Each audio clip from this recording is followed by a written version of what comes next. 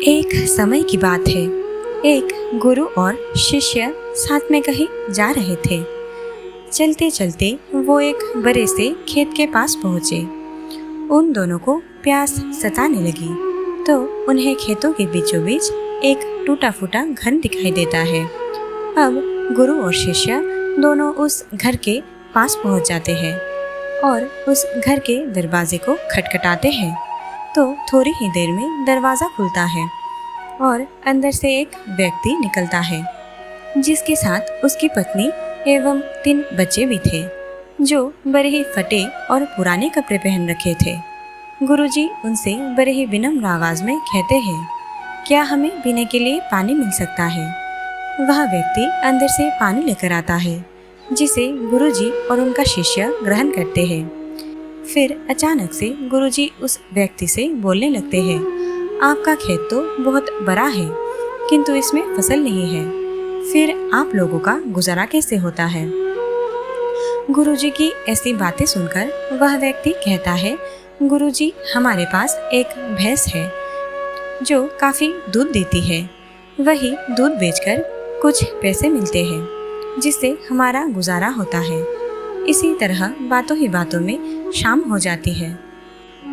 तो गुरुजी ने सोचा आज की रात हम यहीं रह जाते हैं। इसके बाद गुरुजी उस व्यक्ति से रुकने की अनुमति मांगते हैं और वह व्यक्ति अनुमति दे देता है और गुरुजी वहीं रुक जाते हैं। आधी रात बीत चुकी थी, तभी अचानक गुरुजी नींद से उठ जाते हैं और अपने शिष्य के कान में जाकर एकदम धीरे से आवाज देते हैं, यहाँ से चलो, अब हमें यहाँ से जाना चाहिए और हमें इसके भैंस को साथ में ले जाकर जंगल में छोड़ देना है। गुरुजी की ऐसी बातों को सुनकर थोड़े समय के लिए शिष्य को विश्वास नहीं हो पा रहा था, क्योंकि वह यही गुरुजी है जो इतना ज्ञान दिया करते थे, परंतु आज पहली बार किसी के साथ गलत करने के लिए बोल रहे हैं। लेकिन शिष्य गुरु के बात को टाल भी नहीं सकता था। आखिरकार गुरु और शिष्य उस भैंस को लेकर जंगल की तरफ निकल पड़ते हैं और उस भैंस को जंगल में ले जाकर ऐसी जगह में छोड़ देते हैं जहाँ से उसका वापस आना बहुत मुश्किल था। इसके बाद गुरुजी और शिष्य वहाँ से चले जाते हैं, परंतु शिष्य के मन में यह बात खटकती रहती।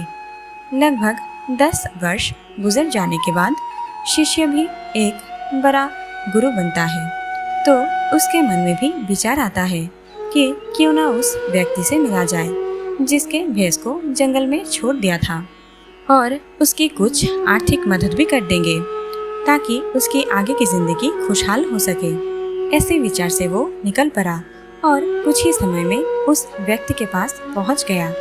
लेकिन वहाँ का दृश्य देखकर वह आश्चर्यचकित हो गया, क्योंकि अब उस खेत में बहुत सी वृक्ष थे जिसमें बहुत सारे फल भी लगे हुए थे और झोपड़ी की जगह एक विशाल घर था। यह सब देखकर वो शिष्य अपने ही मन में विचार करने लगा कि हो सकता है भैंस के चले जाने के कारण वह व्यक्ति सब कुछ छोड़कर वहाँ से चला गया होगा, और वही सोचते हुए वापस लौटने लगता है। तभी उसकी नज़र उस व्यक्ति पर पड़ती है, तो वहीं से उस व्यक्ति के पास जाकर कहता है, शायद आप हमें नहीं पहचानते हैं, लेकिन कई वर्षों पहले मैं आपसे मिला था। तब वो व्यक्ति कहता है, मैं आपको कैसे भूल सकता हूँ, आप तो बिना बताए ही उस दिन वहाँ से चले गए। उसी दिन हमारे भैंस भी बिना बताए कहाँ चली गई, जो आज तक नहीं लौटी। कुछ दिनों तक मैं बहुत ही परेशान रहा, कुछ समझ नहीं आ रहा था अब क्या करूं, परंतु जीने के लिए कुछ ना कुछ काम करना था, इसीलिए मैंने लकड़ियों को काटकर बेचने का काम शुरू किया। जो भी पैसे मिले उसे अपने खेतों में खर्च करके फसल उगा लिया। फसल बहुत अच्छी हुई, जिसे मैंने फलों का एक बगीचा लगा दिया, जिस बगीचे में बहुत अच्छे फल लगे और आज मैं शहर का सबसे बड़ा फलों का व्यापारी हो गया। लेकिन यह सब कुछ कभी नहीं हो पाता अगर वो भैंस यहाँ से नहीं गई होती, क्योंकि उसी भैंस के कारण मैं कोई दूसरा कार्य नहीं करना चाहता था। उसके जाने के बाद मैंने कार्य का दूसरा रास्ता ढूंढा, जिससे आज मैं बहुत खुश हूँ और शहर का सबसे बड़ा व्यापारी हूँ। यही बात सुनकर वह शिष्य कहता है, यह कार्य तो तुम पहले भी कर सकते थे। तब वह व्यक्ति बोला, कर तो सकता था, परंतु तब मेरी जिंदगी बिना मेहनत किए ही चल रही थी। इसके कारण मैं कभी यह नहीं सोचता था कि मुझे भी कुछ करना चाहिए। यही कारण है कि मैंने कभी कोशिश नहीं की। लेकिन भैंस के जाने के बाद मुझे इस बात का एहसास होने लगा कि मैं भी कोई दूसरा कार्य कर सकता हूँ, और मैंने उसी समय दृढ़ निश्चय किया कि मैं अपनी ज़िंदगी में जो कुछ भी करूँगा वो अपने दम पर ही करूँगा, और इसी संकल्प की वजह से आज इस मुकाम पर पहुँचा हूँ। दोस्तों, यह बात 100% सत्य है कि कोई भी इंसान गरीब नहीं होता, उसकी सोच ही उसे गरीब कर देती है।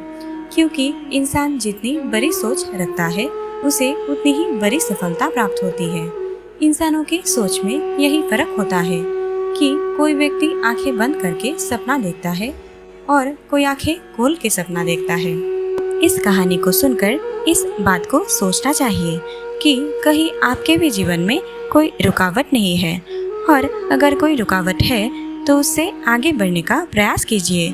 जो आपके पास है उसे खोने का भय त्याग दो, क्योंकि आपके पास खोने को बहुत कम है, लेकिन कामयाबी के बाद पूरी दुनिया प्राप्त करने का साहस भी आपके ऊपर है। दोस्तों, आशा करते हैं कि ये वीडियो आपको अच्छी लगी होगी, और ऐसे ज्ञानवर्धक और प्रेरणादायक कहानियाँ सुनने के लिए कृपया हमारे चैनल को सब्सक्राइब करें और कमेंट में जय श्री हरि ज़रूर लिखें। आपका जीवन सफल हो। धन्यवाद।